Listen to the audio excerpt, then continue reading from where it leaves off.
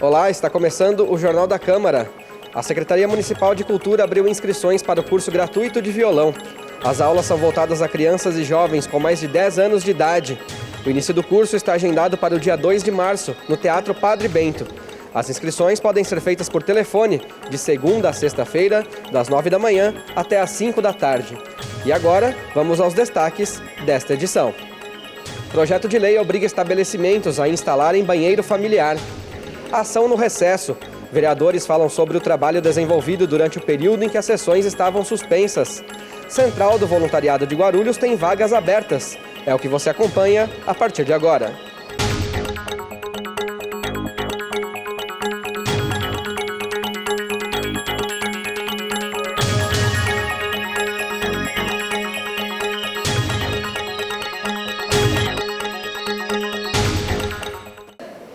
A divisão de responsabilidades entre homens e mulheres na criação dos filhos pode ter começado a mudar, mas nem sempre ambientes públicos acompanham os avanços culturais. Levar uma menina ao banheiro, por exemplo, pode se tornar um problema para um pai. Pensando nessas dificuldades, foi apresentado um projeto aqui no Legislativo que obriga grandes estabelecimentos a instalarem banheiros família. Para detalhar um pouquinho mais esse projeto, nós conversamos com o autor da proposta, o vereador Marcelo Seminaldo, do PT, que está aqui ao meu lado. Vereador, fala pra gente, então, o que motivou o senhor a apresentar esse projeto, que ele obriga a instalação desses banheiros famílias e também fraldários em diversos estabelecimentos, tanto públicos como privados? Então, esse projeto, ele veio, na verdade, de uma necessidade que eu acabei passando, porque eu sou pai de uma menina de 3 anos de idade. Eu estava com ela num grande estabelecimento aqui da cidade e ela inventou que queria ir no banheiro.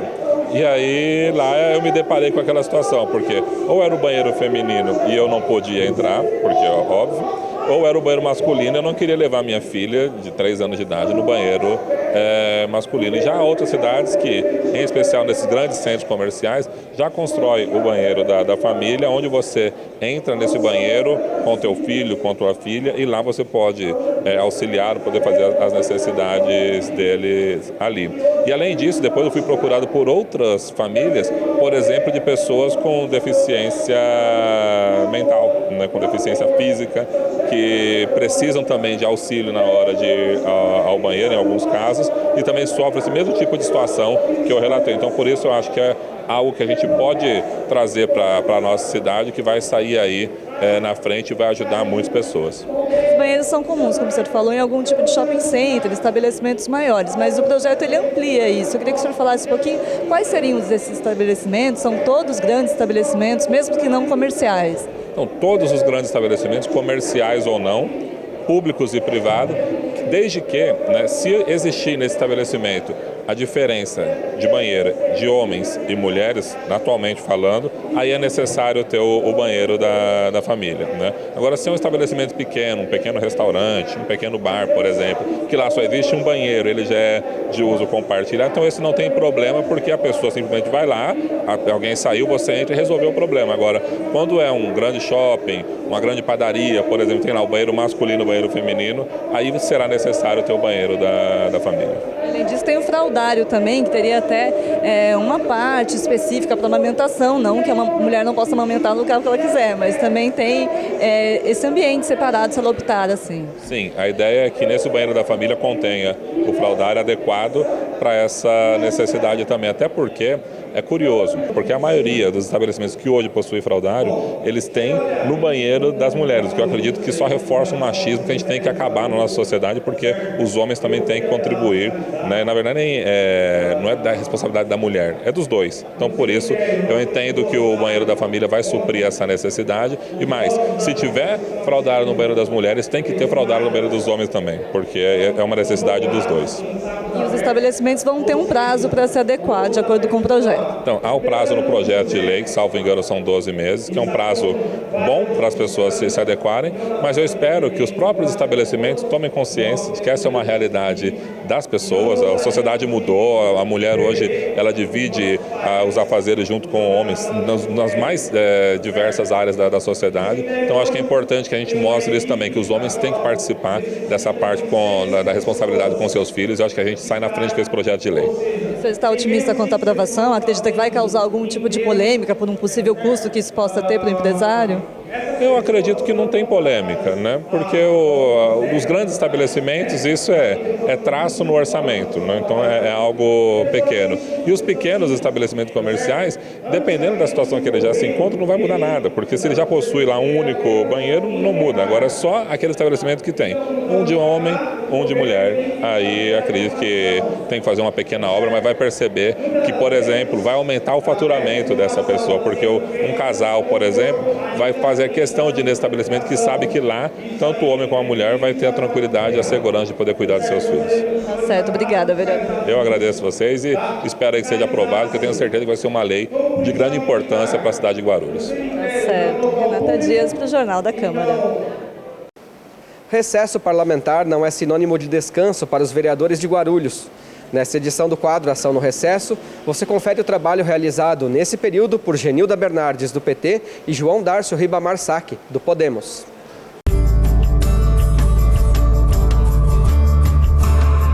A gente tem um tempo maior para se dedicar também à família, por conta da falta de sessão. Curti muito minha filha durante as férias de janeiro, que faz parte da vida da gente também. O planejamento do mandato, porque a gente, todo mês de janeiro, a equipe aproveita para planejar o mandato durante o ano todo, fazer várias visitas e, obviamente, a gente foi acometido aí por uma grande tragédia no mês de janeiro com esse excesso de chuva, e isso exigiu um atendimento mais imediato e de socorro para aquelas famílias e vítimas que sofreram esse mal na sua residência. A gente teve que atuar muito rapidamente em 45 famílias que sobraram na Avenida Guinle, que são grupos que restou para ser ainda encaminhado para novos equipamentos, para novas casas e apartamentos que estão aguardando a prefeitura dar um retorno. Inclusive, na próxima sexta-feira terá uma reunião nessa comunidade para tentar buscar soluções. Elas estão à beira do córrego e como teve o desmonte que as famílias que saíram, eles acabaram derrubando as casas, acabou gerando um monte de entulho que a prefeitura não tirou. Então acumulou a chuva, o entulho da demolição e as famílias que estavam na beira do córrego. Então a tragédia foi genérica, foram 45 famílias desabrigadas totalmente, foi onde me dediquei maior tempo, e também a uma parte do Ponte Alto que também vem sofrendo com bastante as que estão na beira do córrego, que estão sofrendo bastante perdas. Diferente do que muitas pessoas pensam, no recesso parlamentar, esse recesso, na verdade, é uma interrupção dos administrativos na Câmara Municipal. O vereador é o agente político que está mais próximo da população. Particularmente, nosso mandato é um mandato que tem uma atenção e tem dado atenção bem próxima às pessoas nos vários bairros da cidade. Não se tem um bairro específico, um local específico, nem uma região de atuação específica, nem algum grupo que você defenda. Nosso trabalho é bem amplo. Diversas festas junto à comunidade. Várias associações convidaram o vereador e toda a sua equipe para participar das festas de Natal, que foram muito bacanas. Algumas coisas que marcaram o nosso recesso, por exemplo, um projeto que nós trabalhamos muito para aprovação aqui na Câmara, que foi o plano de carreira da Guarda Municipal. Um trabalho exaustivo, posso dizer assim, porque muitas foram as conversas junto aos senhores vereadores, ao prefeito, de maneira que nós conseguimos pautá-lo e aprová-lo na Câmara, e depois da aprovação veio a sanção. E na sanção, foi em dezembro, nós ficamos muito felizes, uma grande reunião, o prefeito convidou os guardas municipais, convidou os vereadores, e lá nós pudemos presenciar a assinatura do prefeito na sanção desse projeto, que já vai entrar em vigor essa lei. Também algumas reuniões com os secretários municipais, que eu me lembro bastante, por exemplo, uma reunião com o secretário de Habitação, para tratar de um tema específico ali da regulamentação fundiária de 2 bairros aqui próximos ao centro, que pediram a intervenção do vereador, e nós prontamente fomos atendidos pelo secretário de Habitação e nós conseguimos resolver a demanda desses bairros. O Flor da Montanha, que é um bairro tradicional, próximo ao centro, foi um dos bairros que nós conseguimos resolver essa questão junto ao secretário. A Central do Voluntariado da Prefeitura está com vagas abertas. São aproximadamente 2.000 postos de trabalho voluntário na cidade. Toda terça-feira à tarde, Valquíria leva os assistidos das casas André Luiz para passear. Todos eles têm algum tipo de deficiência intelectual. Sem emprego, Valquíria decidiu se voluntariar há 7 meses por meio da Central do Voluntariado de Guarulhos, a CVG, onde participou de uma palestra e recebeu a indicação da instituição. Foi muito impactante ver, né, que essas pessoas, algumas são debilitadas, outras tentam buscar a independência mesmo com as dificuldades que eles têm, e aquilo mexeu demais comigo. E aí eu fui embora e pensando, volto, não volto, volto, não volto, volto, não volto. E aí eu senti no coração de voltar e gerar esse desafio para a minha própria vida, de entender que realmente eu sou uma pessoa agraciada, que eu tenho uma vida maravilhosa e que tudo aquilo que eu tenho que dividir.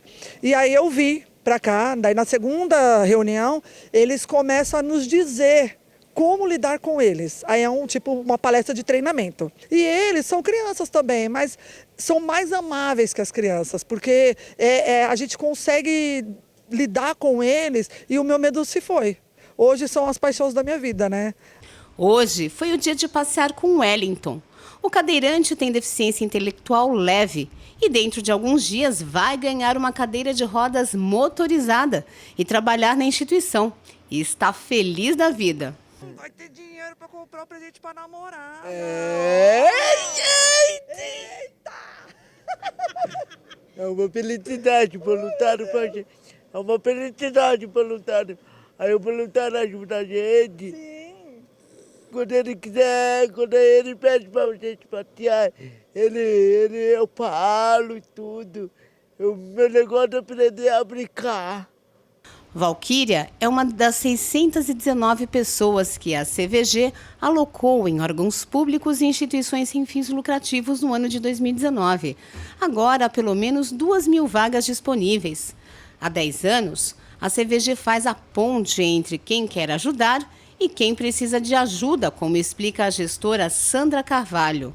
Nessa conexão, a gente qualifica o voluntário, faz a entrevista, visita as instituições, todas as vagas, para poder encontrar o voluntário certo para a vaga certa. A gente tem uma palestra que chama Reflexões sobre o Trabalho Voluntário. Nessa palestra a gente fala um pouco sobre os direitos do voluntário, as responsabilidades dele, o que ele precisa pensar na vida dele para ele encontrar uma vaga de acordo com o perfil dele, porque isso é muito importante, né? Não é porque ele viu lá no Facebook que tal área está precisando de voluntários, ou que o amigo dele faz trabalho voluntário em um lugar X, que ele também vai ser voluntário ali. Ele tem que se conhecer bem, ele tem que saber exatamente quais são as preferências dele. Então, na palestra, a gente dá esse direcionamento. Dos 549 voluntários das casas André Luiz, 41 foram encaminhados pela CVG, tanto para auxiliar em eventos, como para atuar de forma contínua. O voluntariado existe na instituição desde a sua fundação, então ele é fundamental, ele é o coração hoje da instituição, né? Hoje, se a gente não tivesse voluntário na casa, a gente não teria muitas atividades, a gente não conseguiria proporcionar muita coisa hoje para os nossos pacientes. Hoje a gente tem 14 programas de voluntariados ativos, né? Distribuídos nas 5 áreas, seja administrativa, operacional, de recreação, bem-estar e as atividades técnicas, né? Então, de acordo com o interesse desse voluntário e a disponibilidade, é ele que escolhe em que atividade ele gostaria de atuar, de acordo com o seu perfil. A maior demanda para trabalhos voluntários da CVG é na periferia, principalmente para auxiliar pessoas com deficiência, idosos e animais. Depois de passar 20 anos livre do sarampo, o estado de São Paulo viveu um surto da doença em 2019. Neste ano, já foram confirmados 7 casos da doença em Guarulhos. Os números indicam um recuo, mas ainda é preciso aumentar a cobertura vacinal. Depois dos mais de 16.000 casos de sarampo registrados no Brasil em 2019, resultando em 15 mortes, a doença voltou a causar medo na população. Atualmente há uma queda no número de casos, mas é preciso ficar alerta. Uma pessoa com sarampo pode transmitir a doença para até 18 pessoas. Como é que é a transmissão do sarampo? Através de via respiratória. Então é você estando próximo de alguma pessoa infectada pelo vírus do sarampo. não é? Agora, de novo, sarampo é uma doença de elevada transmissibilidade. Qual a melhor forma de prevenção? É tomando a vacina contra o sarampo. Contra o sarampo, nós temos uma vacina excelente, segura, extremamente eficaz, uma proteção superior a 90% a 95%. Segundo a Secretaria Estadual de Saúde, em São Paulo, desde o início de 2019 até 14 de janeiro deste ano, foram mais de 16.600 casos confirmados de sarampo. Outros 6.300 ainda estão em investigação. A maior parte dessas notificações foi na Grande São Paulo. Lançada dia 10 de fevereiro, a campanha nacional pela vacinação contra o sarampo foi dividida em 2 fases. A primeira vai até dia 13 de março e prioriza pessoas entre 5 e 19 anos de idade. Mas, independentemente da campanha, há vacinas disponíveis nos postos de saúde para pessoas entre 6 meses e 59 anos de idade. Com a circulação do vírus do sarampo aumentada, a aplicação da vacina do sarampo está sendo realizada a partir dos 6 meses de idade. Então, toda pessoa que tomar a vacina do sarampo entre 6 meses e até 29 anos de idade, serão aplicadas 2 doses com intervalo mínimo de 30 dias, aí um esquema específico para cada faixa etária. Pessoas, né, que tiverem uma idade superior a 30 anos, né, a aplicação será de apenas 1 dose. Não haverá necessidade de reforço. E pessoas com 60 anos ou mais não precisam tomar vacina. Por quê? A imensa maioria das pessoas hoje com 60 anos já tiveram sarampo no passado. E quem está dentro dessa faixa etária, mas não lembra se já tomou a vacina, pode procurar o posto de saúde sem se preocupar. Não há reação por tomar uma dose adicional. E agora, no quadro Ação no Recesso, você confere as atividades realizadas pelos vereadores Thiago Surfista, do PRTB, e Wesley Casaforte, do PSB, no período em que as sessões estavam suspensas.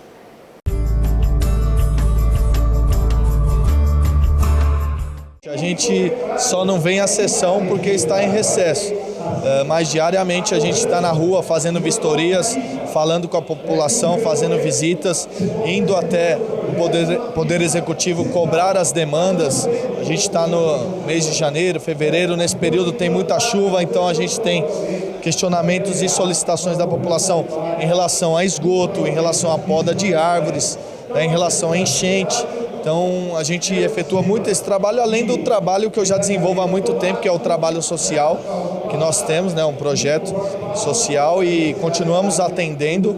E, na verdade, o nosso trabalho não para. Até é difícil pegar algum dia de folga, mesmo no recesso, porque a gente sabe que a cidade ainda tem muitos problemas e a população nos cobra muito e a gente está sempre disposto a ajudar. Temos também muitos pedidos para que a gente visite UBS, os hospitais, porque às vezes tem alguma reclamação e a gente vai até o UBS, vai até o hospital, fala com o responsável, cobra da Secretaria da Saúde, fala com o prefeito. Então, na verdade, a gente está sempre trabalhando. São inúmeras atividades. Eu acho que, da mesma forma que a gente trabalha no ano, a gente fica no recesso, com exceção de ter que vir aqui na Câmara, que a gente vem toda terça e quinta para discutir os projetos, né, e outros temas também.